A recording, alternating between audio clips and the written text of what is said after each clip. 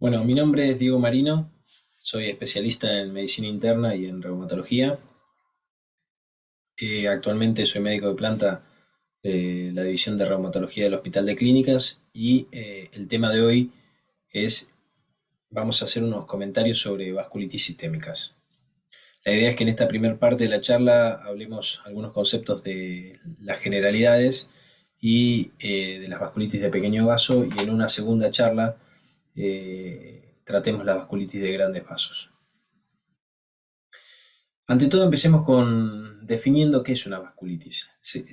Las vasculitis son un grupo heterogéneo de enfermedades que tienen como característica fundamental la inflamación de los vasos sanguíneos. Esto es, la infiltración por células inflamatorias de la pared vascular. Esto es sumamente importante porque en muchos casos el diagnóstico, ¿sí? Se llega al diagnóstico a través de la biopsia, demostrando justamente esta característica fundamental de las vasculitis. Las manifestaciones clínicas desde ya van a depender del tipo de vaso afectado, si es de pequeño, gran o mediano tamaño, y de la localización de los mismos. Por ejemplo, si tenemos un compromiso renal, ¿sí? O al revés, aquellas vasculitis que generen compromiso de pequeño vaso frecuentemente van a afectar la piel, los nervios y los riñones. Si tenemos un compromiso de vaso mediano, podemos tener un compromiso, por ejemplo, del tronco celíaco, de la mesentérica o de las arterias renales, las arterias parenquimatosas, y tener manifestaciones isquémicas a nivel de esos órganos o tejidos, como pasa en la panarteritis nodosa, o si tenemos una afectación de grandes vasos, fundamentalmente, como puede pasar en el Takayasu o en la arteritis de células gigantes, lo que vamos a tener son manifestaciones isquémicas a nivel de miembros superiores o inferiores, que se manifiesta, por ejemplo, como claudicación frente al esfuerzo. Entonces, nuevamente, inflamación parietal como característica fundamental, y las manifestaciones clínicas van a depender del tipo y la localización de los vasos afectados. A las vasculitis se las puede clasificar de distintas formas. Todavía no existe una clasificación definitiva porque es un grupo muy heterogéneo y desde el punto de vista clínico y fisiopatológico. Una de las formas de clasificarles, si son primarias, es decir, donde no se puede, no se entiende todavía de forma definitiva cuál es la causa, habitualmente son vasculitis, son de origen autoinmune, primario, y suelen ser enfermedades sistémicas. Dentro de estas, obviamente, vamos a incluir a las vasculitis eh, de pequeño vaso, por ejemplo, la vasculitis ANCA, la granulomatosis con poliangeitis, las vasculitis de grandes vasos y demás. Y las secundarias, que son aquellas que dependen de un proceso primario, ¿sí? Por ejemplo, la exposición a una droga, la exposición a una infección, o lo mismo, alguna enfermedad autoinmune definida, por ejemplo lupus, por ejemplo Sjögren, que se asocian al compromiso vascular. En las formas secundarias, la vasculitis forma parte de todo un conglomerado de manifestaciones relacionadas con la enfermedad primaria. Si bien, como ya mencionamos, hay distintas formas de clasificar a las vasculitis, y cada vez las manifestaciones histopatológicas y inmunofenotípicas cada vez cobran mayor importancia, y en algún momento las clasificaciones van a estar vinculadas cada vez más con la anatomía patológica y con la serología. Hoy en día se sigue usando mucho la clasificación de Chapel-Hill, que se basa en el tamaño del vaso afectado para separar a las vasculitis. Como salvedad, si bien vamos a hablar de pequeño, mediano o gran vaso, hay que tener presente que hay vasculitis característicamente de pequeño vaso que a veces pueden afectar los grandes vasos, o hay al revés, vasculitis predominantemente de grandes vasos que en algunos casos pueden presentar manifestaciones de pequeño vaso o bien asociarse a vasculitis de pequeño vaso. Dentro de las vasculitis de grandes vasos vamos a incluir principalmente a la arteritis de Takayasu, ¿sí? Y a la arteritis de células gigantes. La arteritis de Takayasu, como ya saben, es una enfermedad que afecta principalmente a mujeres, jóvenes, y genera un compromiso de grandes vasos, principalmente de la aorta y sus grandes ramas. La arteritis de células gigantes es una vasculitis, quizás sea la vasculitis más frecuente en adultos, ¿sí? Se manifiesta habitualmente después de los 50 años, se asocia con reactantes de fase aguda elevados y manifestaciones principalmente relacionadas con compromiso de las ramas extracaneales de la carótida interna. Pasando a las vasculitis de mediano vaso, tenemos principalmente en adultos la poliarteritis nodosa, en niños tenemos que recordar la enfermedad de Kawasaki, y ya yendo a pequeño vaso, los vamos a separar en dos tipos, aquellas que son vasculitis de pequeño vaso que son inmunomediadas, como la vasculitis crioglobulinémica, la púrpura de John-Lange-Henoch o la vasculitis urticariana hipocomplementémica, y aquellas que se asocian a la presencia de anticuerpos tipo ANCA, ¿sí? Las vasculitis ANCA asociadas. Dentro de las vasculitis ANCA asociadas, quizás sean el grupo que con mayor frecuencia van a ver en su práctica clínica, se van a incluir la granulomatosis con poliangeitis, es lo que antes se conocía como Wegener, la poliangeitis microscópica, PAM, y la granulomatosis eosinofílica con poliangeitis, EGPA, lo que antes se conocía como Char-Strauss. Acá tienen también el Good Pasture, ¿sí? Que es la enfermedad por anticuerpos antimembrana basal glomerular que afecta principalmente y casi exclusivamente al pequeños vasos. Nuevamente, si bien esta clasificación permite interpretar clínica y fisiopatológicamente los hallazgos que vamos a tener y correlacionarlos y pensar qué tipo de vasculitis está teniendo, por ejemplo, un paciente que tiene compromiso de piel, de nervio periférico y de riñón, uno piensa que va a tener una vasculitis de pequeño vaso, ¿sí? Si bien esto ayuda a pensar clínicamente, nuevamente repito que en algunas situaciones hay vasculitis de grandes vasos que pueden afectar pequeño vaso y vasculitis de pequeño vaso que pueden afectar vasos medianos o vasos grandes. Arrancando ya con las vasculitis de pequeño vaso, las habíamos separado en aquellas que están mediadas por inmunocomplejos y aquellas que están asociadas a anticuerpos ANCA. Vamos a empezar hablando de las vasculitis crioglobulinémicas. Las crioglobulinas son un grupo, son proteínas, son inmunoglobulinas que tienen como característica fundamental la precipitación con el frío. Por ejemplo, los pacientes con crioglobulinas pueden tener acrocianosis, ya sea en manos, pies, nariz y orejas, en relación a esa precipitación a nivel distal, a nivel acral de miembros, vinculado con el descenso de la temperatura. Es importante tener presente que la presencia de crioglobulinas no necesariamente habla de enfermedad. Es decir, no todo paciente con crioglobulinas tiene una enfermedad por crioglobulinas o tiene una vasculitis crioglobulinémica. Es frecuente encontrar en el laboratorio vestigios, por ejemplo, de crioglobulinas sin manifestación clínica. Entonces, esto no es enfermedad. Cuando esas crioglobulinas se unen a determinados antígenos, por ejemplo, en el caso de la hepatitis C, el complejo antígeno-anticuerpo se deposita ya sea en las paredes vasculares y en los distintos tejidos, generando activación de la vía clásica del complemento y generando daño tisular. En este caso, ¿sí? Estamos en presencia de la enfermedad por crioglobulinas o la vasculitis crioglobulinémica. Como ya mencionamos, afecta principalmente vasos de pequeño y mediano tamaño y se las clasifica según el tipo de inmunoglobulina que tengamos, principalmente de acuerdo a si está presente la IgG o IgM, y de acuerdo a si tenemos inmunoglobulinas policlonales, oligoclonales o monoclonales. Las vasculitis crioglobulinémicas o las crioglobulinemias de tipo 1 son aquellas que asocian la presencia de IgG o IgM de tipo monoclonal, ¿sí? Solamente monoclonalidad. Esto es importante y representan aproximadamente un 10% de todas las crioglobulinas. Obviamente por la monoclonalidad, las causas de estas vasculitis van a estar relacionadas principalmente con discrasias sanguíneas como mieloma múltiple, macroglobulinemia de Waldenström, patologías de células B y demás.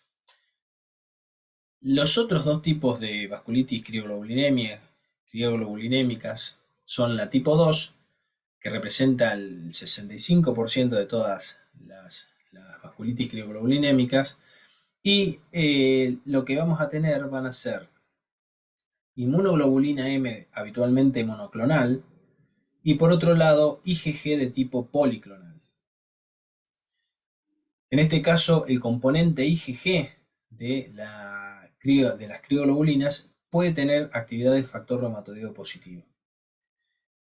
El tipo 3, que representa aproximadamente un cuarto, un 25%, no tenemos inmunoglobulinas monoclonales. Tenemos tanto IgG como IgM, pero son policlonales. Nuevamente, la IgG del componente IgG policlonal puede tener actividad de factor reumatoideo, así como el componente IgM.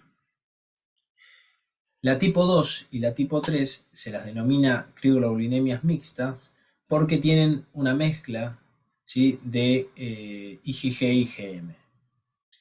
El 80% de las crioglobulinemias mixtas, las tipo 2 y la tipo 3, están relacionadas, y esto es sumamente importante desde el punto de vista clínico, a hepatitis C. 80% de las crioglobulinemias mixtas se asocia a hepatitis C. Los pacientes con hepatitis C, por otro lado, el 5% van a presentar una vasculitis crioglobulinémica. Siguiendo un poquito con lo que venimos viendo, ¿sí? Nuevamente tipo 1, ¿sí? Crioglobulinas de tipo monoclonal, ya sean IgG o IgM, tienen actividad de factor reumatoideo negativo, porque no hay IgM policlonal. Las manifestaciones clínicas están vinculadas principalmente con la presencia de hiperviscosidad, insuficiencia cardíaca, congestión pulmonar, cefalea, trastornos visuales, todo lo que es el síndrome de hiperviscosidad. Por otro lado, no consumen complemento habitualmente, y la etiología, como ya mencionamos, está vinculada a mieloma múltiple, macroglobulinemia de Waldenström y linfomas principalmente de tipo B. Las mixtas, la tipo 2 y la tipo 3, como dijimos, era una mezcla de IgG e IgM, en la tipo 2 con IgM monoclonal, en la tipo 3 con IgM policlonal. Habitualmente tienen actividad de factor reumatoideo positivo vinculado con los componentes policlonales de la inmunoglobulina, y acá no se manifiesta tanto como hiperviscosidad como en las de tipo 1, sino que principalmente por vasculitis, es decir, el depósito de complejos antígeno-anticuerpo en los vasos de pequeño calibre, la activación del complemento y el daño tisular consecuente.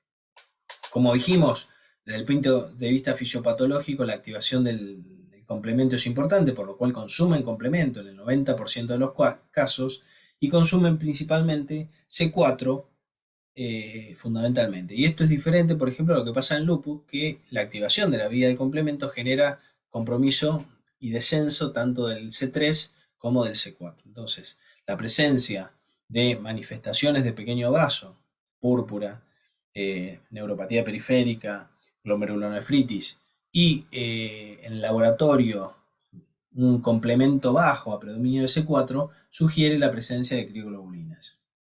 Por otro lado, desde el punto de vista etiológico, la hepatitis C, las enfermedades del tejido conectivo, principalmente el lupus, el Sjögren, ¿sí?, y los linfomas de tipo B son la causa más frecuente de las crioglobulinemias mixtas. Desde el punto de vista clínico, la presentación, ¿sí?, la tríada de presentación característica es la presencia de una púrpura palpable, artralgias o artritis, y la presencia de mialgias, con o sin fiebre. La púrpura habitualmente afecta más a los miembros inferiores que el tronco. El compromiso renal, el depósito de inmunocomplejos a nivel del glomérulo genera una glomerulonefritis membrano proliferativa, parecida a la que se ve en el lupus. Y el depósito de los inmunocomplejos a nivel de los vasa nervorum, de los nervios periféricos, va a generar neuropatía periférica en forma de mononeuritis múltiple o polineuritis, principalmente mononeuritis múltiple. Es raro que la vasculitis crioglobulinémica genere hemorragia alveolar difusa por capilaritis. Acá tienen algunas de las manifestaciones clínicas de las vasculitis crioglobulinémicas. A la izquierda ven una libido reticular muy marcada. Acá lo que están viendo son úlceras a nivel de miembros inferiores, características mente de vasculitis, úlceras que tienen bordes bien geográficos, bien delimitados. Acá ven una necrosis prácticamente de todos los dedos distal. Acá están viendo una púrpura de miembros inferiores, sugestiva de compromiso de pequeño vasculítico de pequeño vaso. Y acá lo que están viendo es un glomérulo con una afección membrano-proliferativa. El diagnóstico de las vasculitis crioglobulinémicas siempre, como en todas las enfermedades, depende de la clínica, ¿sí? Uno ingresa por la clínica y en base a lo que sospecha se complementa con el laboratorio y la biopsia.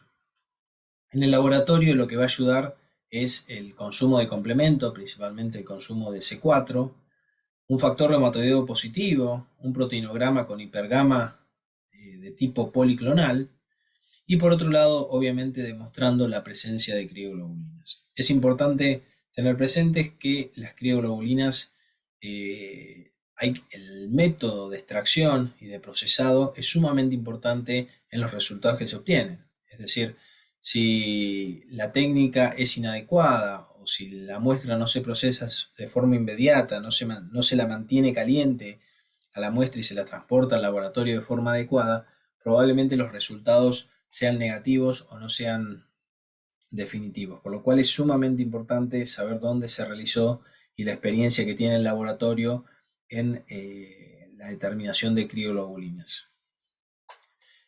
Finalmente, como ya mencionamos, el diagnóstico histopatológico ayuda, aunque un resultado negativo no descarta, pero los hallazgos que vamos a encontrar van a ser vasculitis leucocitoclástica y cuando sea inmunofluorescencia se va a ver depósito de inmunoglobulinas y depósito de complemento. Pasando a otro tipo de las vasculitis de pequeño vaso, ¿sí? La púrpura de Schönlein-Henoch, es una vasculitis que se asocia fuertemente al depósito de inmunoglobulina A en la pared vascular. En algunos casos, ¿sí? Está descrito la asociación con procesos infecciosos previos a la aparición de la vasculitis y muchas veces previos a las manifestaciones de esta. El cuadro clínico característico o más frecuente del Schönlein-Henoch que está descrito es un paciente que presenta manifestaciones vasculíticas, rash purpúrico, una púrpura palpable a predominio de miembros inferiores, artralgias o artritis, dolor abdominal de tipo isquémico y la presencia de alteración en la urea de la creatinina, un sedimento glomerular secundario a una glomerulonefritis, posterior a un proceso infeccioso habitualmente de vía aérea superior. El diagnóstico es clínico, ¿sí? Si bien es más frecuente en niños, en adultos se puede ver. Tenemos algunos pacientes adultos en seguimiento actualmente que tienen una púrpura de Schönlein-Henoch y las manifestaciones más frecuentes son el compromiso cutáneo purpúrico y el compromiso abdominal. En casos donde queden dudas, ¿sí? O en casos severos la biopsia ayuda y básicamente lo que vamos a ver con la inmunofluorescencia es depósitos de IgA en la pared vascular. Acá lo que están viendo es una púrpura en miembros inferiores. Nuevamente las fotos son de niños porque es más frecuente en niños. Y acá tienen una biopsia renal donde se demuestra el depósito de IgA en los capilares glomerulares. Pasamos a otro grupo de vasculitis de pequeño vaso, que eran las vasculitis ANCA asociadas. Dentro de las vasculitis ANCA asociadas se incluyen un grupo de enfermedades que son genética, fenotípica y terapéuticamente distintas, pero que tienen como característica común afectar a los vasos de pequeño calibre, tener positividad para anticuerpos anticitoplasma de neutrófilos y en estas patologías, a diferencia de otras, los anticuerpos no solamente tienen un rol diagnóstico, nos van a servir para el diagnóstico, sino que los ANCA en este grupo de patologías tienen un rol patogénico, es decir, participan de la patogenia de la enfermedad. Por ejemplo, en lupus, el anti-SM, que es específico de lupus, no participa en la fisiopatogenia, principalmente o no tiene un rol claro en la fisiopatogenia. A nivel en Sjögren, el anti-ROY y el anti-LA sirven para el diagnóstico, sirven para el pronóstico, pero no tienen un rol patogénico. En este caso, en las vasculitis ANCA, no solamente los anticuerpos no sirven para el diagnóstico, sino que también tienen un rol patogénico. ¿Cuáles son las vasculitis incluidas en las ANCA asociadas? Básicamente son 4 tipos de vasculitis, que son la granulomatosis con poliangeitis, GPA, antes conocida como Wegener, la granulomatosis eosinofílica con poliangeitis, EGPA, lo que antes se conocía como Char-Strauss, la poliangeitis microscópica y en algunos casos el compromiso limitado a riñón, la vasculitis ANCA limitada a riñón. Estos son los 4 tipos de vasculitis ANCA más frecuentes y con los que van a ver en su práctica clínica. ¿Qué es lo más frecuente? Este es un estudio que hicimos ya hace tiempo, ahora lo hemos actualizado, hemos pasado a tener 105 pacientes de seguimiento con vasculitis ANCA y la forma más frecuente de vasculitis es la GPA, más del 50% de los pacientes, y la PAN en segundo lugar. Acá la PAN y la GPA, EGPA, perdón, nos daban similar en frecuencia, pero era un N chiquito. Ahora con 105 pacientes, la GPA está en primer lugar, la PAN en segundo lugar y la menos frecuente en nuestra cohorte es la EGPA. Como dijimos, estas patologías se van a asociar a la presencia de ANCA, anticuerpos anticitoplasma de neutrófilos.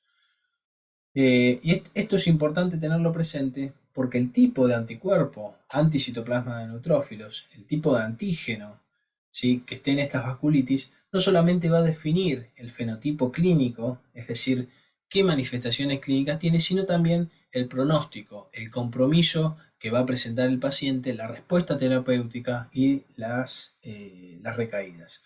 Hoy en día, más allá de llamarlos GPA, llamarlos PAM, uno trata de caracterizar a las vasculitis según el tipo de anticuerpo que tiene, por esto que acabo de mencionar, por su asociación con el pronóstico y con la respuesta terapéutica.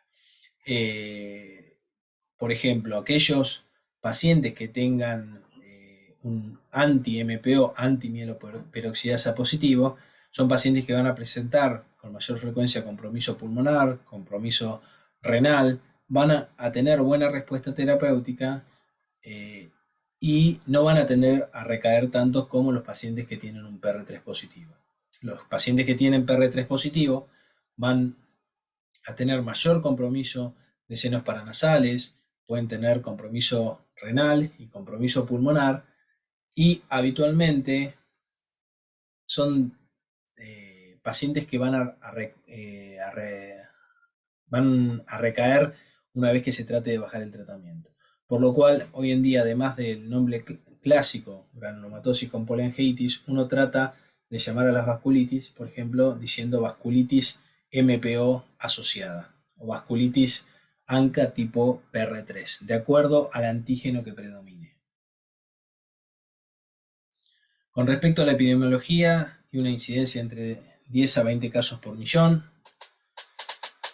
La edad pico de incidencia está entre los 65 y los 74 años, es poco frecuente en los niños, tiene un ligero predominio en los hombres. Las infecciones pueden ser el gatillo de la enfermedad, las infecciones o algunas otras exposiciones, por ejemplo la exposición a drogas como la cocaína.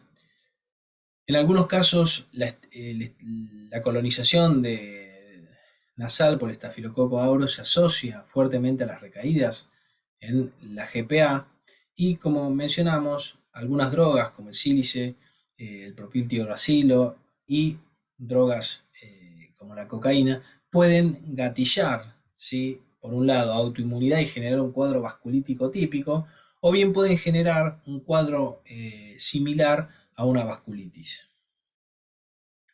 Con respecto al compromiso orgánico en las vasculitis ANCA asociadas, son enfermedades sistémicas, al igual que el lupus puede generar compromiso de prácticamente cualquier órgano o tejido. Acá tienen el compromiso orgánico posible y los 3 tipos de vasculitis.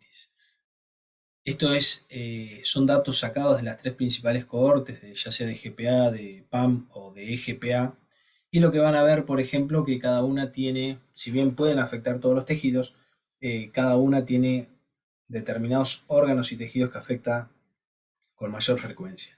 Por ejemplo, en los pacientes con granulomatosis con poliangiitis, gran parte, entre 83 y 89%, va a generar compromiso otorrinolaringológico. Un porcentaje importante va a tener compromiso renal y compromiso pulmonar, y comparativamente con el resto, tienen frecuentemente compromiso oftalmológico. Por ejemplo, para la EGPA, lo mismo, tienen compromiso otorrinolaringológico, tienen menor compromiso oftalmológico, tienen menor compromiso renal que la PAN y la EGPA, y sí tiene más compromiso de nervio periférico.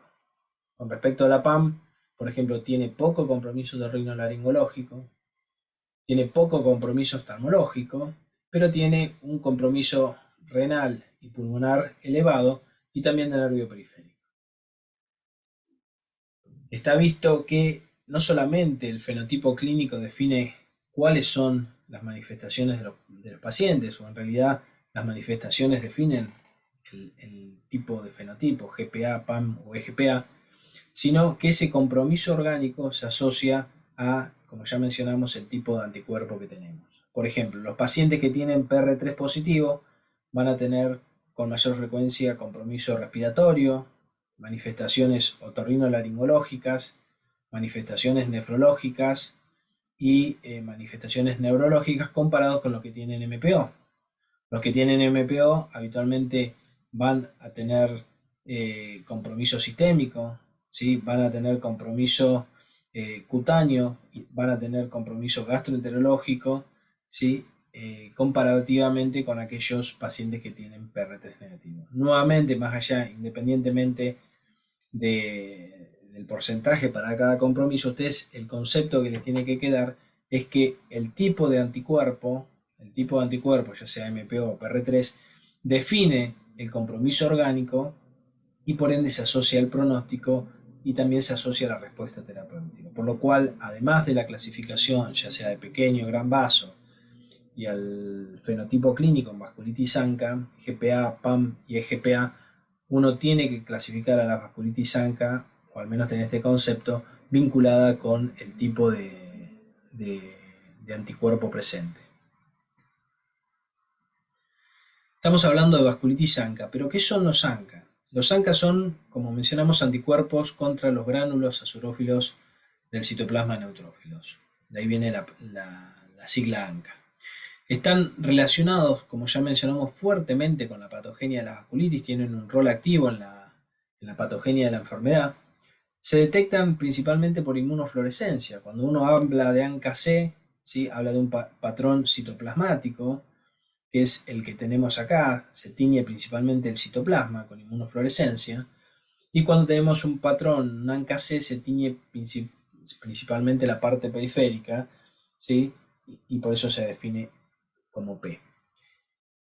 Este patrón en la inmunofluorescencia, el ANCA-C en la inmunofluorescencia, se asocia con mayor frecuencia a la presencia de antiproteinasa 3 o PR3, mientras que un patrón periférico se asocia con mayor frecuencia a la presencia de antimieloperoxidasa, ¿sí?, anti-MPO.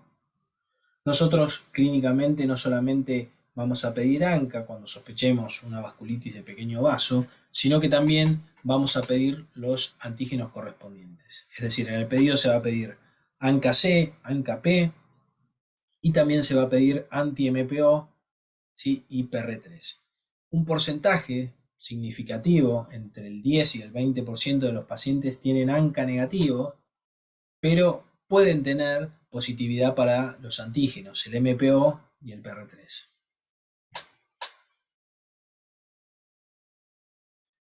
Como concepto, los anticuerpos ANCA hoy en día, ya mencionamos, sirven para el diagnóstico, sirven para el pronóstico, pero no tienen un rol en la terapéutica en el sentido de seguimiento.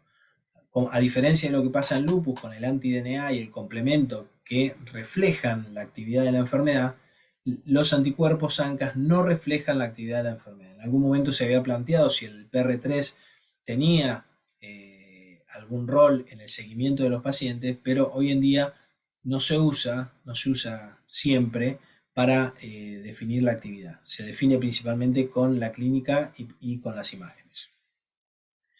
Nuevamente vuelvo a el uso de drogas, principalmente de cocaína. La cocaína muchas veces genera un cuadro local con destrucción de la línea media, con una lesión destructiva de la línea media que puede ser muy similar o prácticamente difícil de diferenciar de una vasculitis de pequeño vaso con un fenotipo de tipo GPA. Y muchas veces lo que pasa también es que algunas de las sustancias con las que se corta la cocaína, como el levimazol, pueden inducir una respuesta inmunitaria y generar una vasculitis de pequeño vaso con anticuerpos positivos, con compromiso pulmonar, con compromiso renal, que es indistinguible, ¿sí?, de las vasculitis ANCA asociadas. Entonces, tenerlo presente, el consumo de cocaína en pacientes con lesiones destructivas de la línea media o con vasculitis asociada a ANCA. Con respecto a la sensibilidad de los anticuerpos, para granulomatosis con polangeitis, GPA, lo que antes era conocido como Wegener, el anti-PR3 tiene un 66% de sensibilidad.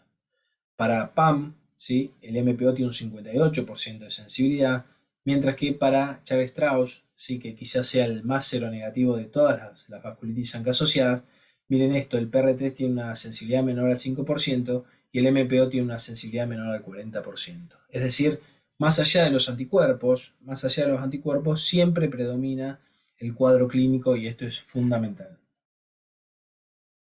Con respecto a la poliangitis microscópica, la poliangitis microscópica, desde el punto de vista histológico, va a presentar necrosis fibrinoide en todas las lesiones que la caracterizan, con escaso nulo depósito de inmunocomplejos. Son pausinmunes, no hay depósito de inmunocomplejos como pasa en lupus, por ejemplo. Tiene compromiso de pequeños vasos y aunque también puede comprometer los vasos medianos. A nivel renal puede generar una glomerulonefritis necrotizante segmentaria, pero también puede presentar clínicamente una glomerulonefritis rápidamente progresiva asociada a la presencia de semilunas en la biopsia, que es lo que están viendo acá principalmente. Si ustedes miran la inmunofluorescencia de esto que tiene desde el punto de vista histológico con hematoxilina diosina, ustedes ven muchas alteraciones a nivel del glomérulo, principalmente esto que está acá, que es la semiluna celular. ¿Sí? Cuando hacen la inmunofluorescencia prácticamente no ven nada porque son pausinmunes, ¿sí? No hay depósito de inmunocomplejos. A nivel pulmonar se pueden manifestar principalmente como hemorragia alveolar por capilaritis difusa, también por el depósito de inmunocomplejos, generando un cuadro de hemorragia alveolar difusa. ¿Sí? Lo que van a ver son infiltrados, ¿sí?, periliares, ¿sí?, alveolares, y el paciente clínicamente lo va a manifestar desde ya con disnea, ¿sí?, con o sin hemoptisis. Esto es importante, que los pacientes que tienen hemorragia alveolar difusa no siempre presentan, hasta el 50% de los casos puede no tener hemoptisis al momento de la presentación. La presentación clínica puede ser insidiosa, ¿sí?, ya sea con una hematuria microscópica o con un deterioro de la función renal sin otra manifestación clara de vasculitis. Puede presentarse de forma clínicamente muy marcada con un compromiso severo, como puede ser un síndrome pulmón-riñón, donde el paciente tiene hemorragia alveolar y por otro lado tiene una glomerulonefritis rápidamente progresiva. Puede estar limitado a riñón, ¿sí? Presentar solamente glomerulonefritis. Y acá están algunas de las manifestaciones más frecuentes tanto a nivel renal como a nivel pulmonar. A nivel pulmonar siempre nos ayuda mucho en el diagnóstico las imágenes, sobre todo cuando sospechamos una hemorragia alveolar, donde los infiltrados alveolares difusos o parchados sugieren, en el contexto clínico de un paciente con una enfermedad sistémica, caída del hematocrito y hemoptisis, sugieren una hemorragia alveolar. Acá para marcar los compromisos más frecuentes, el compromiso renal en la PAN está presente entre el 70 y el 100% de los casos. Quizás es una de las que afecta más el nervio periférico, entre el 3 y 60% de los casos, y recordar el compromiso cutáneo. El compromiso pulmonar también es frecuente, como ya dijimos, capilaritis y hemorragia alveolar difusa. Estos son los criterios de clasificación. 2022, que los propone el Colegio Americano y el Colegio Europeo, y básicamente lo que ustedes van a ver es que estos criterios los van a aplicar a los pacientes donde ustedes sospechen una vasculitis de pequeño vaso y que se hayan descartado otras enfermedades que pueden generar un cuadro clínico similar. La presencia de manifestaciones otorrinolaringológicas va a restar 3 puntos, porque esto es más frecuente en la EGPA o en la GPA. La presencia de un anti-MPO o un ANCA-P, ¿sí?, va a sumar 6 puntos. La presencia de fibrosis pulmonar intersticial en una tomografía va a sumar 3 puntos. La presencia de una glomerulonefritis pausoinmune suma 3 puntos. Y otras características de otras vasculitis, como la presencia de PR3 positivo o eosinófilos mayor a 1000, van a restar 1 y 4 puntos respectivamente. La suma de este score, ¿sí?, cuando da mayor a 5, clasifica como poliangiitis microscópica. Y esto es importante tenerlo presente. Son criterios de clasificación, no criterios diagnósticos. Los criterios de clasificación están hechos para incluir pacientes que sí o sí tengan la enfermedad. Y esto es importante para los estudios clínicos, para los estudios de investigación, ¿sí? Desde el punto de vista de diagnóstico, probablemente estos criterios de clasificación dejen fuera un montón de pacientes que clínicamente los vamos a clasificar como poliangiitis microscópica, pero que no cumplen con estos criterios diagnósticos. Es decir, los criterios de clasificación tienen como objetivo hacer que la muestra de pacientes que son diagnosticados en este caso como poliangiitis microscópica sean homogéneos y sí o sí tengan poliangiitis microscópica, ¿sí? Esto es importante para los estudios de investigación, ¿sí?, para los ensayos clínicos controlados y demás, para que el tipo de paciente sea homogéneo. Nuevamente, en la práctica, muchas veces hay pacientes que van a tener un diagnóstico final de poliangiitis microscópica y puede ser que no cumplan con estos criterios que, como dije, son criterios clasificatorios. Pasando a otro tipo de vasculitis ANCA, vamos a hablar de la granulomatosis eosinofílica con poliangiitis. Desde el punto de vista histopatológico, si en la PAN había necrosis, si vasculitis necrotizante, acá hay 3 características distintivas. La vasculitis necrotizante, propia de todas las vasculitis ANCA asociadas, un infiltrado eosinofílico a nivel tisular y la presencia de granulomas extravasculares. Estos pacientes con granulomatosis eosinofílica tienen habitualmente antecedentes de cuadros alérgicos y atópicos como rinitis, poliposis nasal y asma. En un estudio que hicimos, los antecedentes, comparando los antecedentes de GPA, PAM y EGPA, los pacientes con EGPA tenían mayor porcentaje de antecedentes respiratorios y la manifestación o el antecedente más frecuente claramente era el asma, ¿sí?, con una diferencia estadísticamente significativa sobre la PAM y la GPA. Habitualmente presentan eosinofilia a nivel plasmático, y esto se plasma en todos los criterios de clasificación 2022 que vamos a ir mencionando.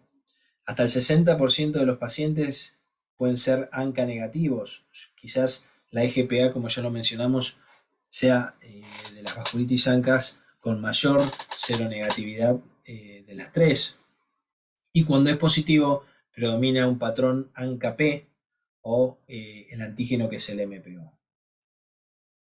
La presencia de seropositividad se asocia a mayor compromiso renal, mayor compromiso pulmonar y mayor compromiso de nervio periférico con mononeuritis múltiple y por otro lado con púrpura como manifestación clínica. Se describen tres fases dentro de la fisiopatología. Una primera fase alérgica, ¿sí?, que es previa a la fase vasculítica, donde las manifestaciones de atopía son quizás la única manifestación predominante. Una fase vasculítica donde existe un compromiso de pequeño vaso clínicamente manifiesto y una enfermedad establecida con síntomas alérgicos, es decir, donde tiene las dos cosas, tiene la vasculitis y el compromiso atópico. Como ya mencionamos, estos pacientes tienen mayor probabilidad de tener asma. A nivel radiográfico o tomográfico tienen infiltrados pulmonares que no son fijos, ¿sí? Pueden tener compromiso pulmonar intersticial o tendencia a la consolidación o a la formación de nódulos. Pueden tener derrame pleural rico en eosinófilos. Puede presentarse como hemorragia alveolar difusa por capilaritis menos frecuente. La neuropatía periférica, ¿sí?, está presente en 2/3 de los pacientes, es más frecuente que en la GPA y también puede generar compromiso de pares craneales, y el compromiso renal es menos frecuente comparado con la GPA y con la PAM. Los criterios diagnósticos para 2022 para EGPA nuevamente se aplican a pacientes que tienen sospechas de vasculitis de pequeño vaso y que se excluyeron otras causas, y lo que vamos a tener desde el punto de vista clínico es la obstrucción laxal, pólipos nasales, ¿sí?, y mononeuritis múltiple. Son criterios que suman 3 o 1 punto respectivamente. A nivel de laboratorio, la presencia de eosinófilos suma 5 puntos, mayores a 1000, suma 5 puntos. La presencia de inflamación eosinofílica extravascular a nivel de la biopsia suma 2 puntos. La presencia de un PR3 o un ANCA-C, que es propio o más frecuente en la GPA, ¿sí?, resta 3 puntos, y la presencia de hematuria resta 1 punto porque, como habíamos mencionado, el compromiso renal en la EGPA es menos frecuente. Esto es importante, nuevamente, que son criterios de clasificación, no criterios diagnósticos. Siguiendo un poquito con las vasculitis, vamos quizás a la más frecuente, que es la GPA, ¿sí?, la granulomatosis con poliangitis. Desde el punto de vista histopatológico, las lesiones de la GPA van a tener dos tipos de lesiones. Por un lado, inflamación granulomatosa y por otro lado, inflamación vasculítica. No siempre están las dos en la anatomía patológica, por lo cual, si bien la biopsia es el gol estándar y ayuda muchísimo, una biopsia negativa no necesariamente descarta el compromiso vasculítico. A nivel renal, el compromiso es una glomerulonefritis necrotizante, ¿sí? En algunos casos puede formarse milunas con una manifestación clínica de glomerulonefritis rápidamente progresiva. La presencia de ANCA-C y PR3 es bastante característico de la granulomatosis con poliangitis, con una especificidad alta. El compromiso quizás más frecuente y característico de la EGPA, perdón, de la GPA, de la granulomatosis con poliangitis, es el compromiso otorrinolaringológico y de vía aérea superior. Hasta el 80% de los pacientes pueden tener compromiso de vía aérea superiores e inferiores. Los pacientes pueden presentar sinusitis recurrentes y refractarias al tratamiento que afectan prácticamente todos los senos paranasales, es decir, presenta una pansinusitis.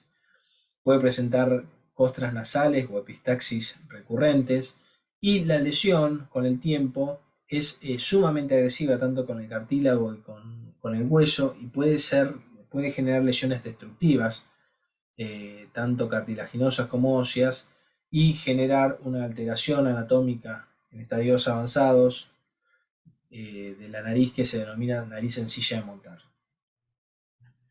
En algunos casos, el compromiso de vía aérea superior se manifiesta como estenosis subglótica. Son pacientes que tienen estenosis sin haber tenido intubación orotraqueal o sin haber tenido trauma previo, que son recurrentes, habitualmente son pacientes que los sigue otorrino y los ha dilatado en reiteradas ocasiones, y a pesar de las dilataciones los pacientes siguen presentando restenosis o requieren colocación de stent. Muchas veces llegan de esta forma los pacientes con GPA. Es importante destacar que si bien existe la GPA característica, es una enfermedad sistémica, muchas veces la GPA se limita solamente al otorrinolaringológico y a la vía aérea superior. Es decir, que podemos tener pacientes con pansinusitis o con estenosis traqueal sin manifestaciones pulmonares, sin manifestaciones renales y sin otra manifestación vasculítica. A nivel de oído puede haber un trastorno conductivo y neurosensorial, conductivo principalmente por la inflamación de la mucosa, que genera el compromiso tanto del conducto auditivo interno como del oído medio, y por otro lado neurosensorial, porque puede generar un compromiso vasculítico de los vasa nervorum y generar disfunción neurológica.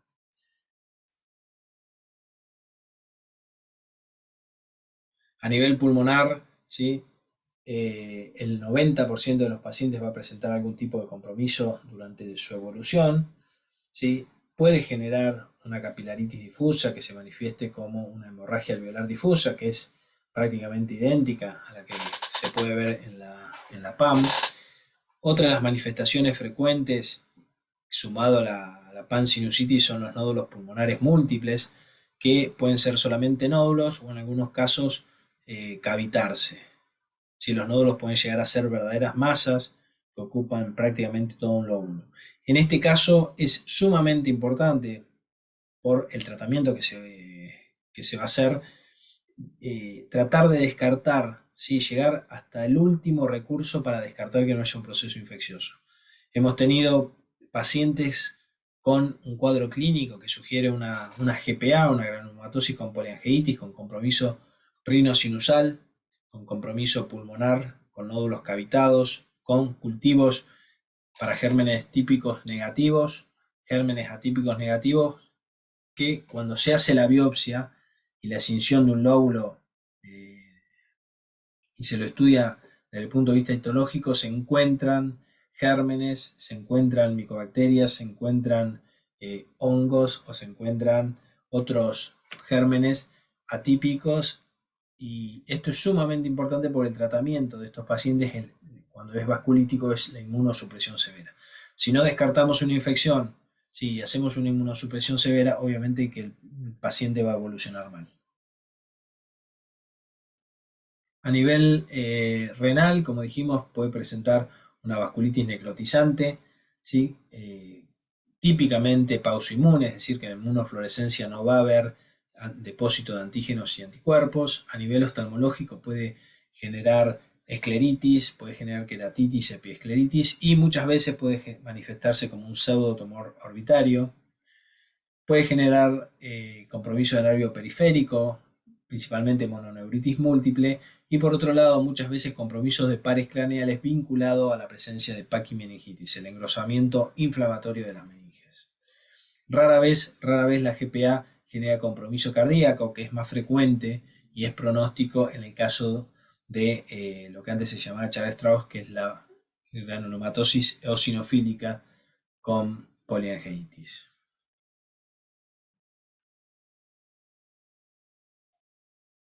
Estos son los criterios de clasificación.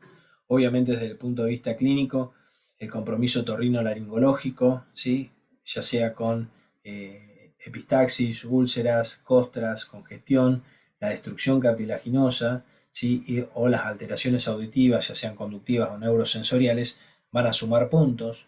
Desde el punto de vista de laboratorio, la presencia de un PR3 o un ANCA-C suma 5 puntos, la presencia de nódulos pulmonares en las imágenes, ¿sí? Suma 2 puntos, la presencia de granulomas extravasculares con célula gigante suma 2 puntos, la presencia de sinusitis suma 1 punto en las imágenes, la presencia de una biopsia con glomerulonefritis pauso-inmune suma 1 punto, y lo que resta obviamente van a ser la presencia de ANCA-P en la inmunoserología o una antimieloperoxidasa que es más frecuente, ya sea en PAN o en EGPA, y por otro lado la hiperosinofilia con más de 1000 eosinófilos, que es más frecuente de la EGPA. Nuevamente son criterios de clasificación y no criterios diagnósticos.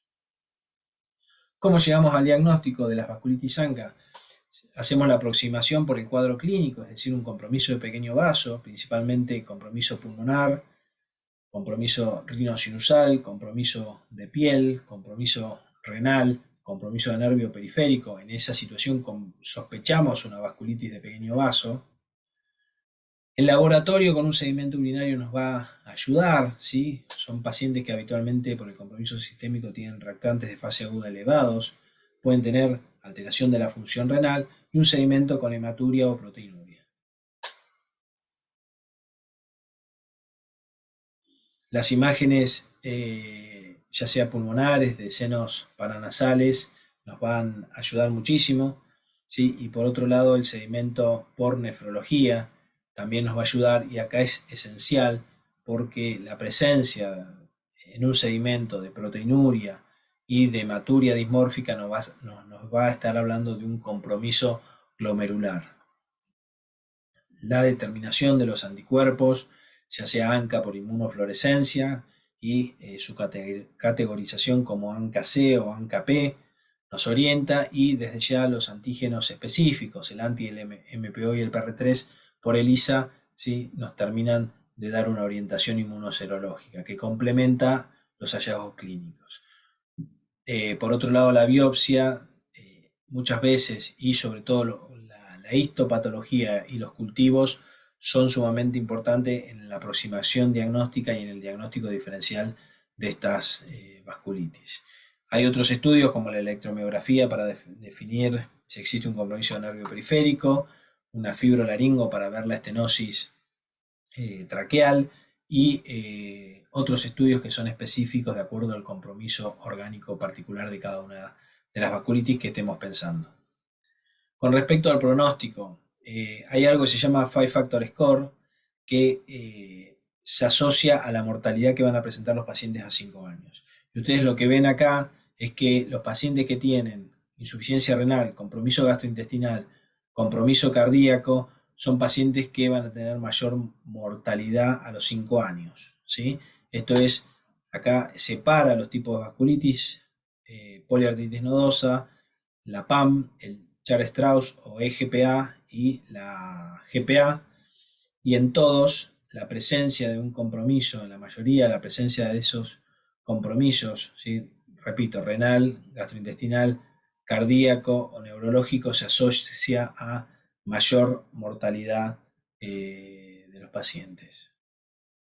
Con respecto al tratamiento, no vamos a entrar detalladamente en el tratamiento de cada una de las formas de vasculitis, pero sí lo que vamos a comentar es que la base del tratamiento en la mayor parte de las manifestaciones, ya sea GPA, PAM y EGPA, son los corticoides. ¿Sí? La dosis de corticoide va a depender, y el tratamiento va a depender de la severidad del compromiso que tengamos. ¿Sí? Por ejemplo, si tenemos una GPA con un compromiso limitado a senos paranasales, sin compromiso pulmonar severo, sin compromiso renal, sin compromiso neurológico, probablemente estos pacientes requieran tratamiento con dosis moderadas de corticoides, por ejemplo 20-30 miligramos, y un ahorrador de corticoides como puede ser metotrexato.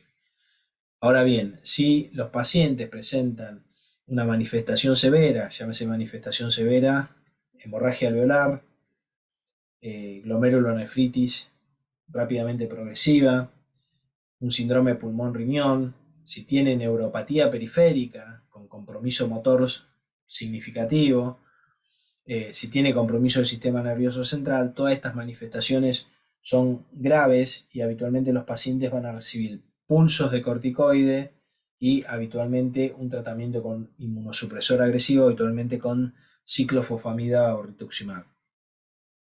Una vez que se realiza la inducción con estas medicaciones, por ejemplo, en un paciente con una GPA con compromiso vasculítico del riñón, habitualmente se va a hacer pulso de solumedrol con ciclofosfamida o rituximab por 6 meses para inducir la remisión, y después de inducir la remisión se realiza un tratamiento de mantenimiento, habitualmente con azatioprina o micofenolato, ¿sí?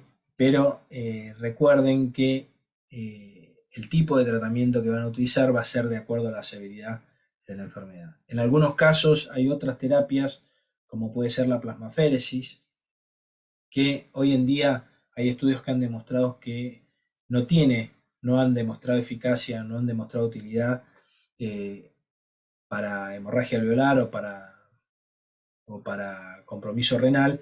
Sin embargo, en pacientes severos, donde no queda mucho más recurso que la inmunosupresión y ciclofosfamida o rituximab, como dijimos, muchas veces uno se plantea si necesita realizar plasmaféresis. La plasmaféresis tiene como sustento fisiopatológico retirar los anticuerpos, ¿sí? Los ANCA, que estarían teniendo un rol en las manifestaciones de la enfermedad. Obviamente que todos estos pacientes van a requerir un tratamiento a largo plazo con corticoides, por lo cual es indispensable todas las medidas de profilaxis para infección, principalmente siempre que tengamos dosis mayores a 20 miligramos de meprednisona por día, vamos a utilizar Bactrim trisemanal para evitar la infección por neumocistis. Por otro lado, estos pacientes también van a tener mayor riesgo de osteopenia, osteoporosis y eventualmente fracturas, por lo cual la profilaxis con calcio, vitamina D y en caso de que sea necesario un bifosfonato, hay que tenerlo presente. Y por otro lado, independientemente de la terapia inmunosupresora, todo lo que es el control de factores de riesgo cardiovascular en estos pacientes es sumamente importante, ¿sí? No solamente porque en algunos casos son pacientes mayores de 50 años y predominan los factores de riesgo cardiovascular, sino que también la exposición, principalmente a corticoides, aumenta la probabilidad de tener complicaciones cardiovasculares y por ende el manejo cardiovascular de los factores de riesgo convencionales es parte integral, tiene que ser parte integral del tratamiento de todas las enfermedades inmunológicas.